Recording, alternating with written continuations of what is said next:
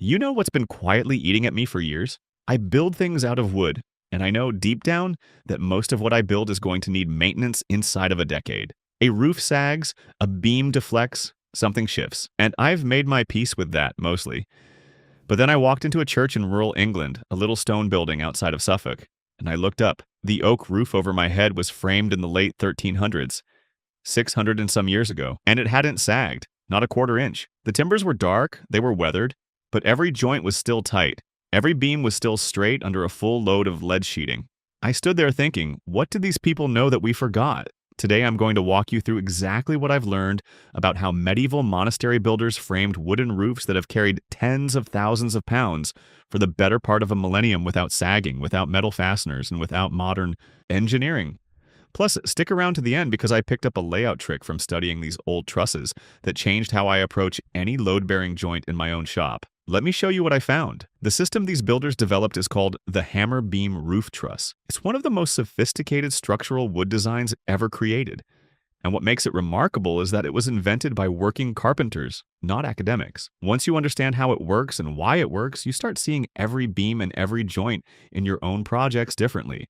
So let's start with who these builders were and what they were up against. When we talk about medieval roof carpentry in Europe, we're really talking about a tradition that developed between roughly 1100 and 1500 AD, centered in England and northern France. The master carpenters who built these roofs were part of monastic building campaigns or worked under the direction of royal and ecclesiastical patrons. These weren't hobbyists. They were professionals who served formal apprenticeships that lasted 7 years or more, and they worked in organized guilds that controlled quality and passed knowledge from one generation to the next. The most famous example of their work is the hammer beam roof of Westminster Hall in London, completed in 1395 under the direction of the master carpenter Hugh Herland. That roof spans nearly 68 feet of open space with no internal columns, and it's still standing today carrying its original load. That's over 600 years of continuous service. But Westminster Hall wasn't an anomaly. Hundreds of medieval churches across England have oak roofs that are 500 to 900 years old and still performing. The reason comes down to something that sounds simple but turns out to be incredibly deep. These carpenters understood that wood is not steel. It moves, it breathes, it has a grain direction that determines where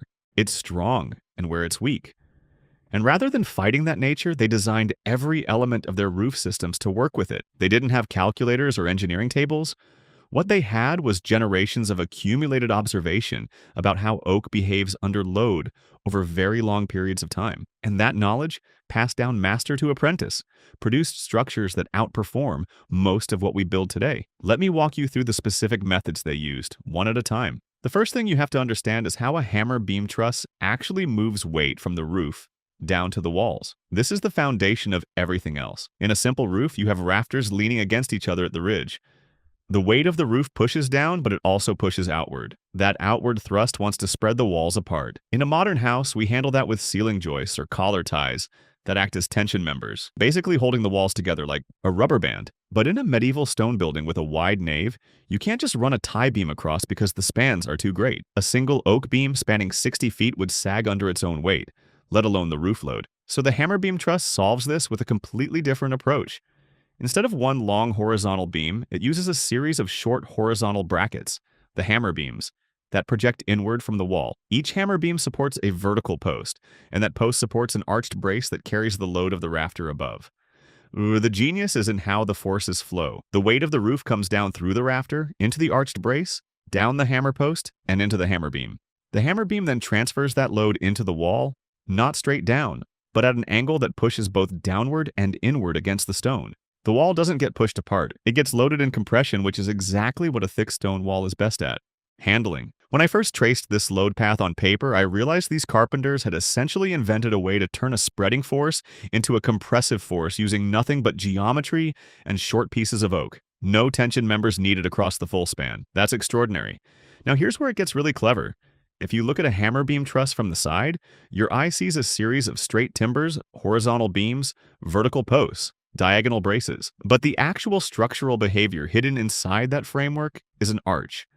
The curved braces that sweep from the hammer post up to the rafter and from the wall plate up to the hammer beam are not decorative. They trace the shape of a pointed arch, very much like the stone arches these same builders were constructing in their doorways and windows. In structural terms, an arch is one of the most efficient ways to span a distance because it keeps every part of the structure in compression. Stone is strong in compression, but terrible in tension, which is why arches work so well in masonry. Oak behaves similarly. It handles compression along the grain beautifully, somewhere around 6,000 pounds per square inch for air-dried English oak. But it's much weaker when you try to bend it or pull it apart across the grain. So by embedding an arch shape into the truss, these carpenters made sure the wood was always being loaded in the direction it's strongest. I tested this principle on a small scale in my own shop, building a simple arched brace from white oak and loading it against a post. The amount of weight that little assembly carried before showing any deflection was honestly startling compared to a straight brace of the same dimensions. The medieval builders didn't have stress calculations, but they understood this principle at a bone-deep experiential level. By the way, if you are enjoying learning about these old-world methods, I put together something I think you will really appreciate. It is called The Lost Workshop, and it is a complete guide to hand tool woodworking, the way medieval craftsmen actually did it. 156 pages, 17 chapters, 33 illustrations, techniques like the ones we are covering today, and a whole lot more.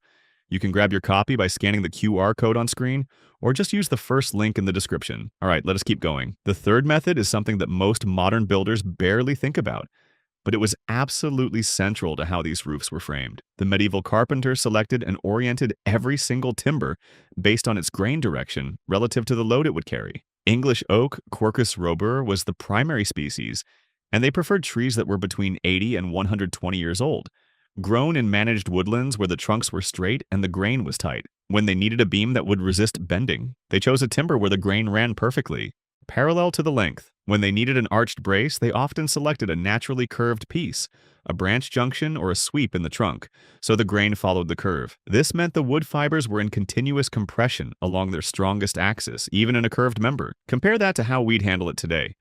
We'd cut a curve out of a straight board, slicing through the grain at an angle and creating a weak point at every cross-grain line. The medieval approach was slower and required more careful timber selection, but the result was a brace that could carry its load for centuries without cracking or failing. I started paying attention to grain orientation in my own joinery after studying this, even on small projects, and the difference in long-term stability is real. A table apron where the grain runs straight and true just performs differently over 20 years than one where you grabbed whatever board was handy.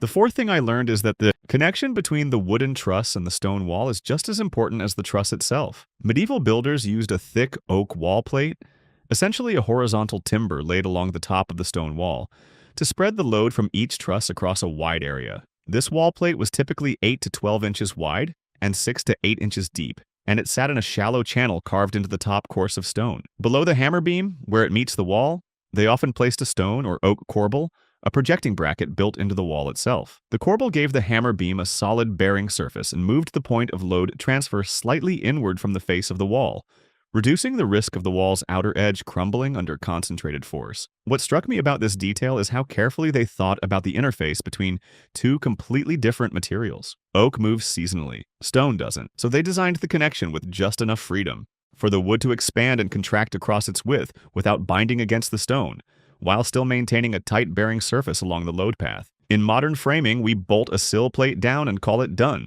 These builders treated every material transition as a design problem worth solving carefully. The fifth method is the joinery itself, and this is where my jaw really hit the floor. Every major connection in a hammer beam truss is a pegged mortise and tenon joint, but not the kind most of us cut in the shop. These are massive joints, with tenons often 3 inches thick and 8 inches long, housed in mortises chopped through timbers that weigh several hundred pounds. The peg holes are offset, a technique called draw boring, where the hole in the tenon is drilled about 1/8 of an inch closer to the tenon's shoulder than the hole in the mortise. When you drive the oak peg through, it pulls the joint tight with tremendous mechanical force and locks it there permanently. There are no metal fasteners, no nails, no bolts, no plates, just wood joined to wood with geometry and friction. And here's the key. These joints were designed so that every load passes through the joint in shear or compression, never in tension perpendicular to the grain. The carpenters knew that a tenon loaded in shear could handle enormous forces for centuries, but a tenon loaded in tension across the grain would eventually split. So they arranged every joint so the physics worked with the wood's strengths. When I started draw boring my own mortise and tenon joints,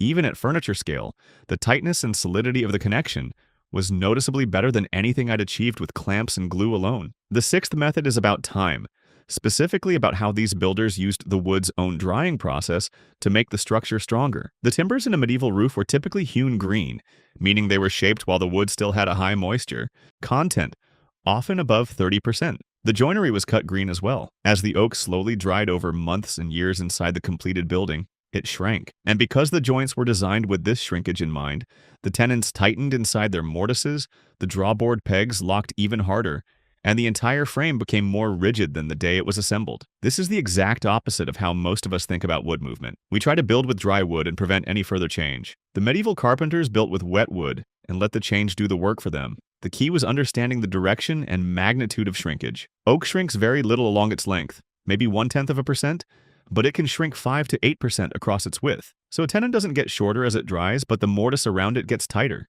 That's a self-locking mechanism built into the nature of the material. I find that incredibly elegant. The seventh, principle ties everything together, and it's really more of a philosophy than a method. These builders designed redundancy into every part of the structure. If one joint loosened slightly, the load would redistribute through adjacent members. If one brace cracked, the arch geometry of the surrounding framework would bridge the gap. No single timber was a point of failure for the whole roof. This is fundamentally different from modern engineered trusses, where every member is sized to its minimum capacity, and the failure of one piece can cascade through the system. The medieval approach used more material, took more time, and required more skilled labor. But the result was a structure that could absorb damage, movement, and centuries of weather without catastrophic failure. Let me share some patterns I've noticed in my own work over the years, things I used to do that this tradition handles completely differently. The first pattern is relying on metal fasteners for structural connections. Most of us reach for screws or bolts because they're fast and strong, but metal and wood move at different rates, and over decades, the wood crushes around the fastener, the hole gets sloppy, and the connection loosens. The medieval joinery approach avoids this entirely by using wood-on-wood connections, where both pieces age together. The second pattern is ignoring grain direction when cutting curved or angled pieces. I used to cut bracket shapes out of whatever board was wide enough, never thinking about how the grain crossed the curve.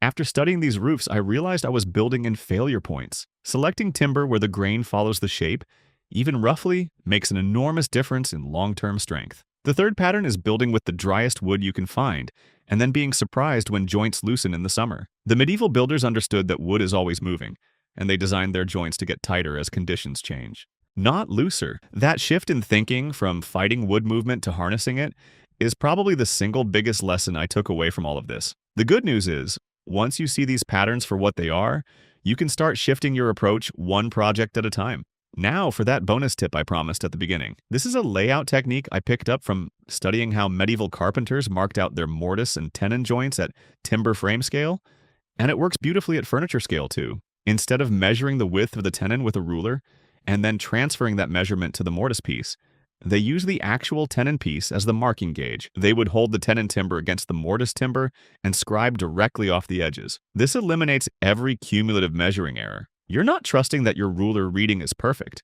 or that your pencil line is exactly where you think it is. You're using the wood itself as the reference. I started doing this on every mortise and tenon joint I cut, even on small projects, and my joint fit improved almost immediately. The faces made tighter because they were literally marked from each other. It's one of those things that feels too simple to matter, but once you try it, you realize how much error creeps in when you're transferring numbers from a tape measure to a marking gauge to a different piece of wood. Direct scribing, that's the trick. Takes 10 seconds and costs nothing. Before we wrap up, if today's video taught you something new, imagine having 100 techniques like this at your fingertips. That is exactly what the Lost Workshop is. It is my complete guide to medieval hand tool woodworking, all in one place with 17 chapters, 33 illustrations, and 156 pages of clear instructions. You can get your copy by scanning the QR code on screen or using the link in the description. Thanks for being here. Subscribe if you have not yet, and I will see you next time. These old roofs have outlasted kingdoms, and the lessons they hold are still waiting for anyone willing to look up and pay attention. I'll see you in the next one.